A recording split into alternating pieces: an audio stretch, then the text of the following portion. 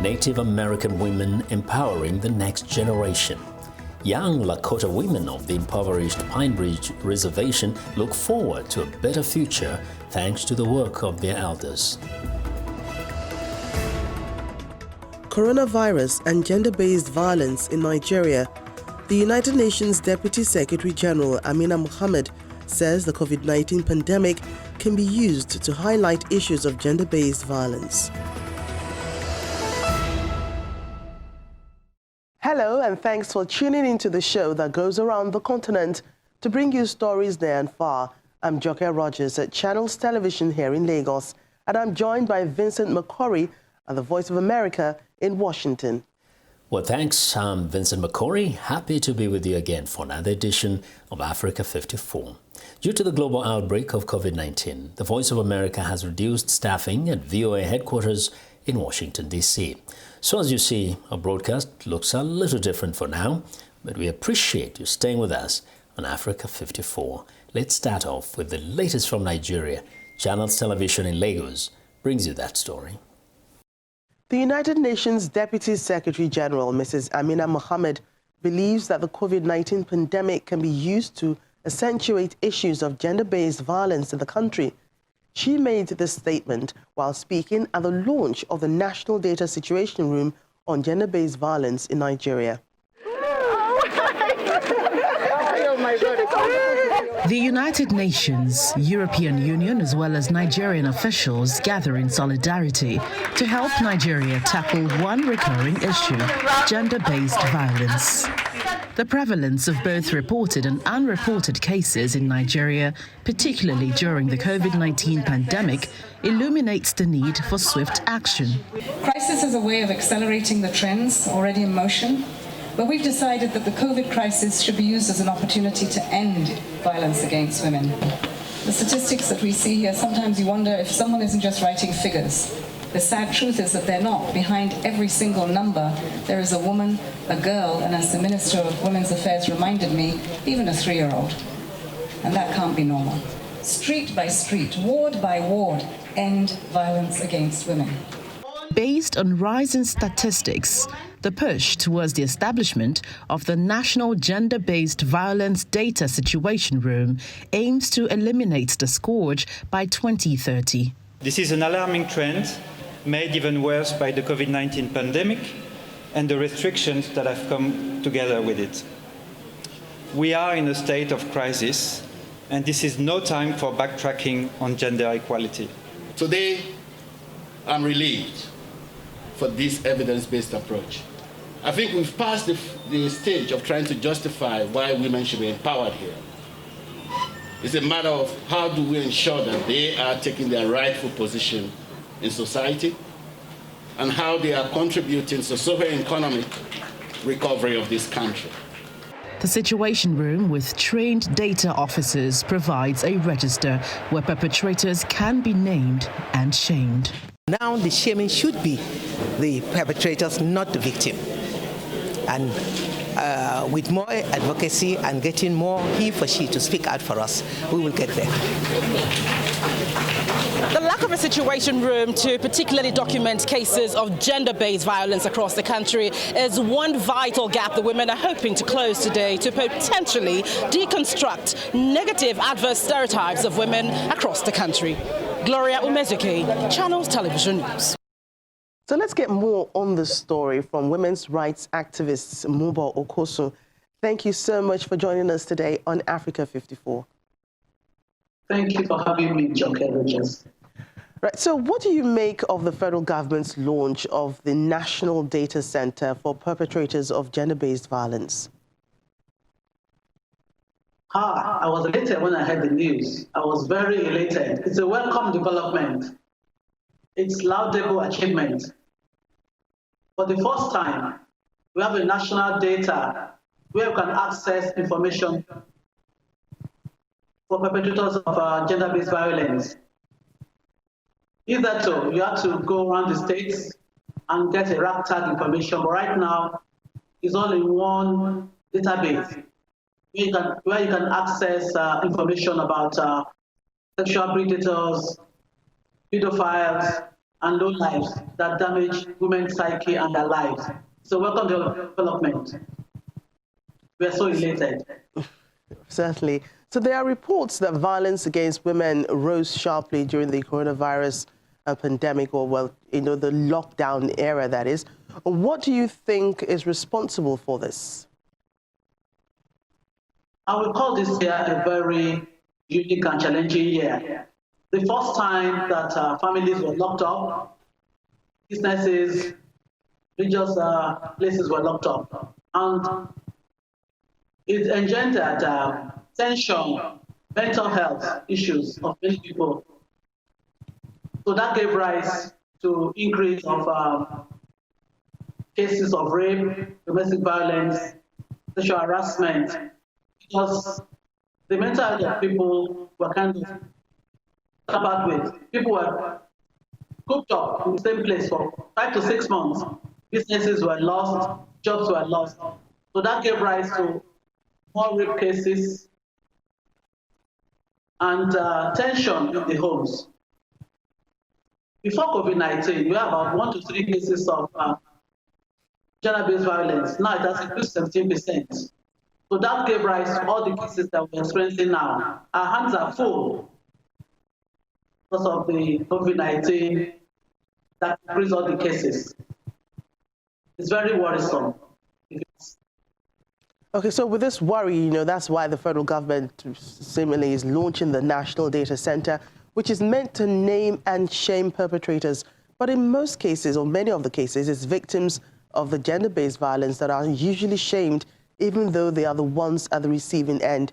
How can Nigeria change this narrative? The way to change the narrative is very simple. We have to hold the men accountable. The men that perpetrate these cases must be held accountable. The law must be very solid. Must follow the law through. And also, we must increase education and advocacy. Name and shame is very appropriate. But also, we must educate the young men, those that are perpetrating this evil. That's the changing narrative. Advocacy, education. Catch them young in schools. Young men and women must be educated about the evil of rape, the trauma that accompanies it. That's the way to go. Right. So you mentioned, educating young men who, men believe that they are the ones that usually perpetrate this crime. But in a lot of cases, men are also victims of abuse. It's not limited to women. Men are also abused, but they hardly speak out. How can we encourage men who have suffered one form of abuse or the other to speak out and get the help that they need? You are right. Men also are victims of gender-based violence. The men also should speak out, because there are cases of younger men being abused by older women. The men should be encouraged to speak out. I'm so glad that many NGOs are now devoted to helping young men involved in such cases. Men should encourage. That's why we go to schools, we go to churches and mosques to educate the younger men, the teenagers especially. They should be encouraged to speak out. They should be able to name and shame those people that abuse them. The same way women are encouraged to speak out, men should be told to speak out as well. That's the only way we can do it. Thank you so much for your time today on Africa 54. Muba Okosu, thank you for joining us today. Thank you so much, okay.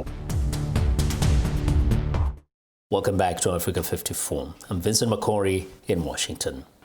Zimbabwean authorities are hailing a sustainable farming technique called Fumfudza as a breakthrough to help end the country's long-standing food insecurity.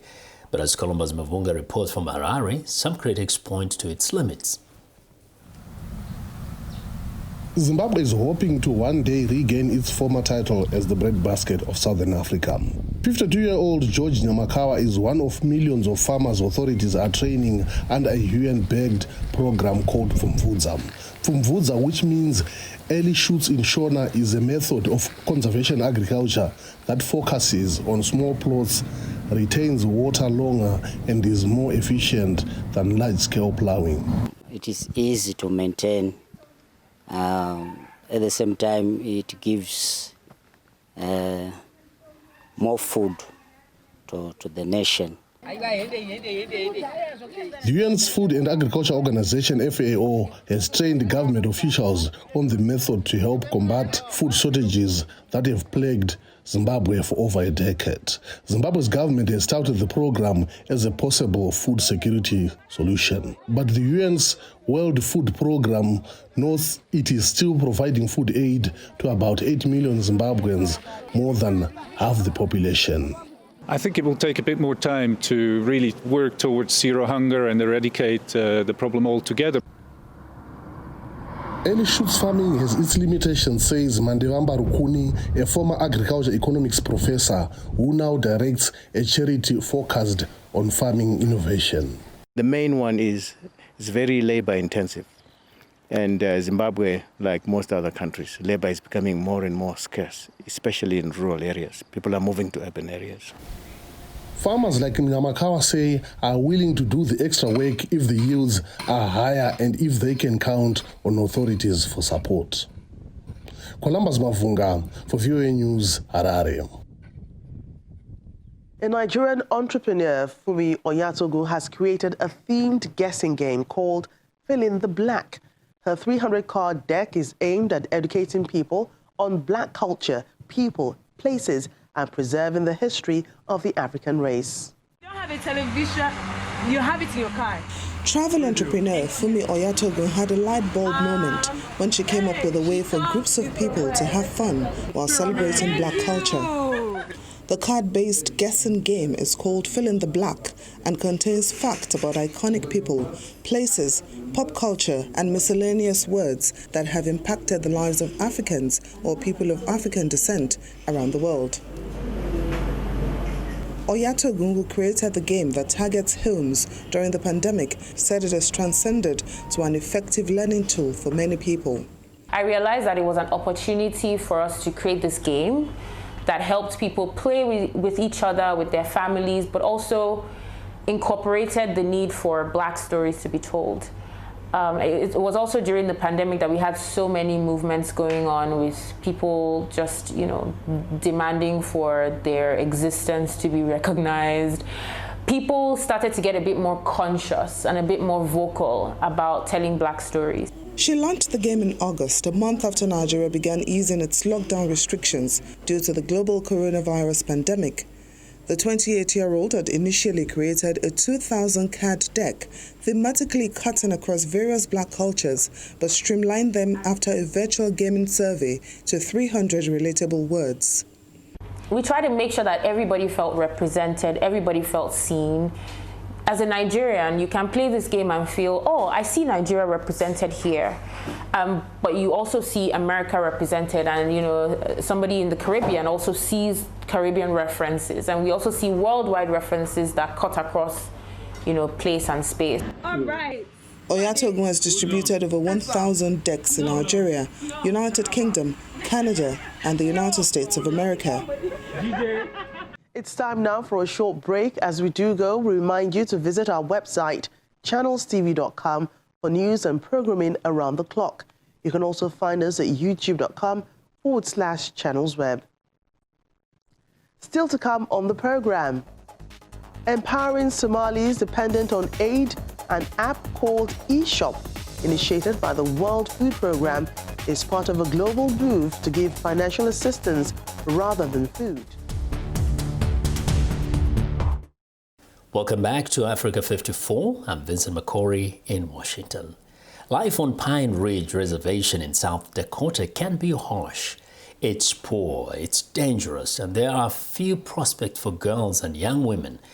But women of the Lakota tribe are taking their lives and their future into their own hands, offering young generation of women new opportunities. Victoria Kopchinetsky reports. Patience and her sister AJ live in one of the poorest communities in the United States, Pine Ridge Reservation in the U.S. state of South Dakota. Take it to the gate, take it to the gate. Patience is 10 years old. Most of her life she's been shuttled between her relatives' homes because her parents are not always present in her life. I mostly go to my grandma's. She took care of me for 2 years. Here you go, you can have the puppy back. Before my grandma took me, I used to have an uncle that took care of me. He got buried out close to Red Cloud School. Yeah, I only go see him once in a while, but I didn't really see him because it's sad for me. Patience's great-grandfather hasn't been able to find employment for months. Electric heating is expensive, so they supplement with burning wood. Her and I, that's 4 generations. I'm the Lakota woman. Right? Say yes. Say Lakota. Lakota. We're here at the Oglala Lakota band. We got a mean loss of identity here due to forced assimilation. The Lakota tribe were buffalo hunters. They roamed these plains freely for thousands of years. From the late 19th to mid-20th century, U.S. federal policy forced indigenous people to assimilate. The policy called for removing Lakota and other tribes' children from their homes, as well as forbidding them from performing cultural ceremonies and speaking their native languages. They were forced into farming and to live on reservations. Native Americans have gained back some rights, but many still choose to live on reservations where life remains harsh. Pine Ridge Reservation is a geographically isolated place where resources are scarce and crime is rampant. The unemployment rate is 80%. Drugs and alcohol, disappearances of young women, and the absence of law enforcement are all part of life here. Thank you. The women of the Lakota tribe are trying to take their lives and their future in their own hands. I speak for our reservation because this is where I've been. We have to support one another. And we have to bring that together for our daughters and our future. That's why I feel like these programs are so important, to teach our young girls to have pride in themselves and who they are and how to protect and understand their sacredness. The matrilineal traditions in many Native cultures meant there were women's societies to get things done. Gender is really such a core piece of who we are as Native people. You know, women have particular strengths and men have particular strengths. We have like roles that we play, and that's how we've survived. At the first informational meeting, Patience and her friends are curious. How this really works is through mentoring. We want to make sure girls are able to learn about our culture. They're able to learn about the ceremonies. You'll also learn skills too, like how to prepare to get into college, how to get scholarships. When Patience grows up, she wants to be a U.S. Air Force pilot like her aunt. She said it was a little hard to fly because there's a whole bunch of buttons. I'm like, but I can think I can get them in my head because I am really strong, so I can do it. And then I also want to have a good house and a good life and sometimes take care of my grandpa. Yeah. Programs like these may help girls like Patience turn their dreams for a better future into reality. Victoria Kupchinetsky, VOA News, South Dakota.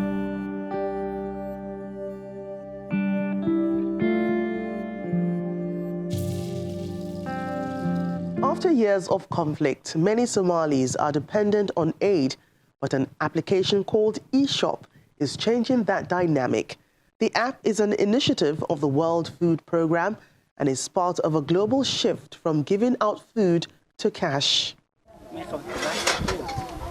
Muslima Abdurrahman, a Somali mother of 9, escaped death twice in the past 2 years while shopping for groceries in the city of Mogadishu, where Islamist insurgents regularly carry out suicide bombings on busy streets and markets. She traded the dangerous errand for online shopping earlier this year, thanks to the World Food Programme's humanitarian e-commerce system in Somalia, part of its global shift from giving out food to cash. Originally conceived as a way to protect women in Somalia from security threats, be it bombings in the capital or harassment in a camp, It is also helping avoid large crowds at aid distribution sites during the COVID-19 pandemic. It has become dangerous to go to the shops because we are afraid of catching the coronavirus. We are lucky to have this application. We enjoy online shopping. It also saves time and we get the food we want. Her neighbor, Ilan Ado, who also uses the WFP app, says she uses the hours she saves to breastfeed her children, do chores and rest. I order food that I need for the day, such as rice or spaghetti. The delivery team brings the food to my house, and the shop owner withdraws the money from my card. Though WFP launched eShop in 2018, it introduced home delivery in April, the month after COVID-19 hit Somalia. The eShop is a system that, if it works in Somalia, it can work anywhere else. Somalia offers all the challenges that can actually be the testing ground for a system like this. Hundreds of retailers sell on the app. Transactions are recorded to comply with the government tax system, and purchases are verified on delivery using biometrics. A group of Malawian women are changing lives in villages that have long lived without power by installing and maintaining solar equipment in homes and schools. The women, known as the Solar Mamas, were trained in India as solar engineers with sponsorship from charities. The solar power has helped rural students to study at night and families to earn more income. Lamik Masina reports from Lilongwe. They may look like ordinary villagers, but these Malawian women are trained solar engineers. They are helping to bridge the power gap in rural Malawi, a country where only 10% of the population is connected to the power grid. Charity groups, barefoot and voluntary services overseas sponsored the women's 6-month program in India. We trained illiterate women because we believed that education is not just in the classroom. And we wanted to tell people that even women can be solar engineers. So we purposely selected older women that were above 45 years old and who did not go past 75. The women became known as the Solar Mamas and have brought solar power to over 200 households in the villages around Malawi's capital, Lilongwe. The skills we learned from India are very beneficial to us because once we install or repair the solar equipment, we are given money that helps us meet our daily needs. The program helped some villagers get into the battery charging trade and remove lengthy travel to charge mobile phones. The Solar Mamas have also connected schools with solar power, allowing students for the first time to attend classes in the early mornings and evenings. The coming of solar power here has helped me a lot because in the past I was unable to study at night at home because my parents are poor and could not afford a lamp or a flashlight. But now I can come here at night to study and work on assignments. The Solar Mamas are also training Malawi's youth in solar engineering so they can become the next generation of Solar Mamas and Papas. Lamek Masina for VOA News, Lilongwe. Well, and that's our show for today. You can find all the continent's top news and world news online at voaafrica.com. Check it out. I'm Vincent McCory in Washington. Channels Television has our last word from Lagos. We look forward to bringing you another show next week. ChannelsTV.com, remember, is your source for news and other programming. I'm Joker Rogers. Thanks for watching and goodbye.